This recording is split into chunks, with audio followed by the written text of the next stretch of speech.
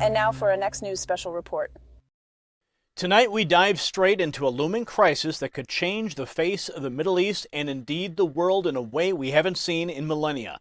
It's Israel and Hezbollah locking horns again, but this time there's a shadow of prophecy hanging heavily over Damascus, a city that finds its fate whispered about in the ancient biblical texts. Isaiah 17:1 doesn't mince words. Damascus will no longer be a city, but will become a heap of ruins. A stark, unsettling prophecy. As Israel stacks its forces along the northern border, it's not just a show of might, folks, it's a forewarning. We're looking at a situation where military strategy and ancient prophecy intertwine in a dance that's as dangerous as it is eerily fascinating. And remember, this isn't just a far-off conflict. It has implications for us, for every American who cherishes our republic and the values it stands for. Stay tuned. This special report is set to unpack the ground realities, the prophecies, and just why you should care about the dusty streets of a city half a world away.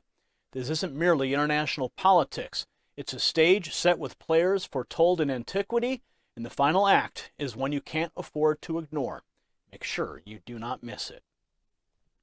The situation in the Middle East is rapidly escalating. With Israel's military operations in Gaza, we're seeing the beginning of what might become a much larger, uncontrollable conflict. As soon as Israel made its move into Gaza, the chessboard started to shift, with each piece setting off a domino effect. Hezbollah, up north, isn't just sitting idly by. They're poised and ready to jump into the chaos. Israel, ever vigilant, is assuring harsh warnings in no uncertain terms. Ynet News reports that Israel has sent a fierce message via France. If Hezbollah throws their hat into the ring, the IDF is ready to destroy Damascus, potentially fulfilling Isaiah's ancient prophecy that the city will become a heap of ruins. Even Syrian President Assad might find himself in the IDF's crosshairs, and the U.S., our warships seem poised to back Israel if it comes to that. This isn't merely saber-rattling, folks. It's a precarious dance on the edge of prophecy and political turmoil that has real tangible implications for the world and the fulfillment of biblical foretelling. The chess pieces are moving, and we might just be witnessing a chilling echo of ancient words in our modern times. Now, this isn't just a threat, it's a massive political statement. Yet Hezbollah hasn't backed off. Fox News reveals that Israelis are now fighting on a second front along their northern border with Hezbollah in Lebanon. Lieutenant Colonel Jonathan Conricus, an IDF spokesperson, highlighted the intensity of the situation, noting that they have been shelling areas like the Lebanese border town of Duhaira, and the scale of mobilization from Israel is telling, quote, tens of thousands of additional units ranging from infantry and special forces to intelligence and logistics. And while I'm committed to navigating through the intricate web of global events with you, it's crucial to acknowledge my responsibility to uphold commitments to our sponsors who make this detailed reporting possible. So let's briefly discuss a parallel matter. And just like a country, as people age, they lose strength from the age of 30 onwards. Our bodies begin to lose 5 to 10% of lean muscle mass every decade. It's akin to a nation losing its might over time. This results in decreased energy, weight gain, and reduced strength, but people are pushing back against this natural decline, rejuvenating their strength with a powerful new product, and this product is a game changer, using 4 science-backed ingredients to combat age-related muscle and strength loss. It's a blend that supports muscle building, endurance, and recovery, and right now there's a special offer available, so head over to gainwithgary.com to get action on your body now. Resuming our focus on the Middle East, the question looms, will Hezbollah officially enter the war? And given the current trajectory, it seems inevitable, especially if Israel pushes further into Gaza. And looking at Gaza itself, it's a stark representation of the might of the IDF. In a single hour, Gaza faced 250 airstrikes, and these aren't just mere shows of power, but an embodiment of Israel's intent. Pictures from the ground show entire neighborhoods almost obliterated. Statements from Israeli defense officials further revealed their commitment to the offensive, with one promise suggesting Gaza will soon be a tent city, indicating a goal to level every building. The IDF's scale of operation is, by their own admission, unprecedented. Brigadier General Omer Tischler of the Israel Air Force pulled no punches in describing the situation, emphasizing the magnitude of the attacks. The numbers speak for themselves. 2,687 targets in Gaza have been hit since the conflict intensified.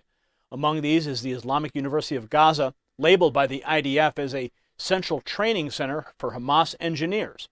This university, once a hub of academic pursuit, now lies in ruins, indicative of the IDF's commitment to eradicating what they see as threats. Past operations by Israel in Gaza often showed restraint to avoid collateral damage. Well, not this time. Yoav Gallant, Israel's defense minister, has made it crystal clear there will be no holding back. With the IDF ramping up its offensive, not only from the air but also on the ground, the broader implications for the region are troubling. If Damascus were to face similar treatment from the IDF, it's almost a guarantee Syria would be drawn into the conflict, and it doesn't stop there.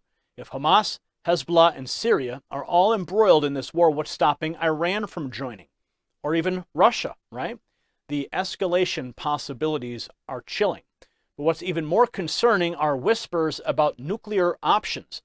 Revital Gottlieb, a Knesset member, has been vocal about her belief in resorting to drastic measures.